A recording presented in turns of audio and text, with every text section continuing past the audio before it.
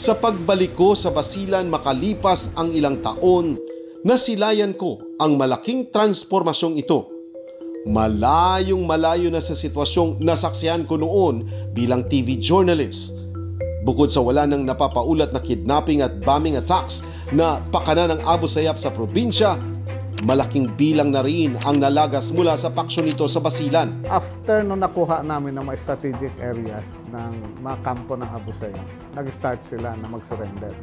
Hindi ba lang negotiation at that time? Pag terrorist, bawal naman talaga mag-surrender before. Ang sinabi ko kay Presidente at that time, pag hindi natin bigyan ng window ang mga ito, ang policy natin is ubusin natin at imposible mangyari yon. So nagkaroon ng opportunity na kinonsider at kinuha yung proposal ko. Sinalaw na mag-surrender yung mga Abu Sayyaf. Ayon kay Governor Jim Hataman, nasa 400 na ang sumukong Abu Sayyaf sa Basilan dahil sa epekto ng kampanya ng pamahalaan.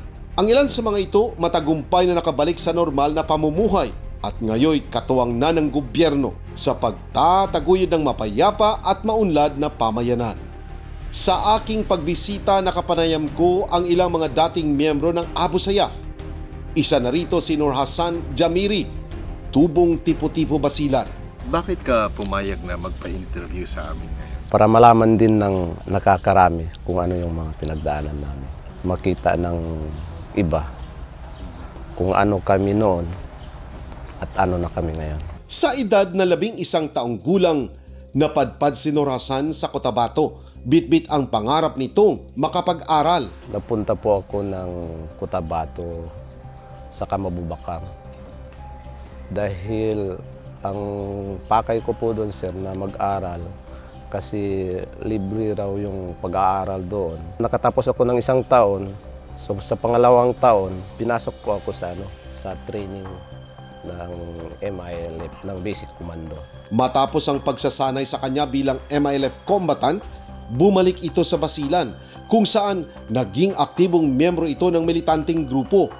Supalit noong 2001, panahon kung kailan matunog ang pangalan ng Abu Sayyaf dahil sa crackdown ng gobyerno laban sa grupo, nagdesisyon itong kumalas sa MILF at lumipat sa ASG. Tunog kasi yung pangalan ng Abu Sayyaf. So bilang bata pa noon, sabi ko, ito yung totoo nakipaglaban talaga sa gobyerno. Yun pa lang, nila sir, nagkidnap, pera, yun ang usapan doon. So ang hindi ko nagustuhan, iba yung nalaman ko sa pakikibaka ng MILF at saka pinaglalaban ng Abu Sayyaf. Ang kalaban lang sa MILF, yung humahawak ng yung baril. Pag sa Abu Sayyaf, lahat.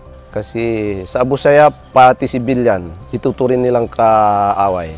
Kaya nawa rin po ako, sir. May pamilya rin po ako. Ano kaya kung gagawin ito sa pamilya ko? Nang mabatid ang mga ito, 3 buwan pa lang, nilisan din umano ni Nur Hassan ang grupo. Ngunit hindi naging madali ang kanyang pagbabalik sa kanilang lugar. Pumunta ako doon sa amin. Pero nung panahon na yun, kasi crackdown, 2001, panahon ni Gloria. Pag naano ka na ng Abu Sayyaf, pati yung mga pamilya mo, constituent mo sa kung sa community, takot na sa'yo. Simula noon, nabansagan na ako na Abu Sayyaf. Pagkukwento ni Nur Hassan, taong 2004 nang makita sila ni Furuji Indama sa isang kasalan sa Albarca. At sa puntong yun, nanumbalik ang kanilang dating samahan hanggang sa mabansagan na siyang commander ng Abu Sayyaf. Doon, nagkakilala. Pumunta siya sa akin doon sa amin. May enkwentro. Pumunta ako doon. May enkwentro doon sa amin. Pupunta rin siya doon. Doon na po parang bumalik yung samahan namin ni Furuji.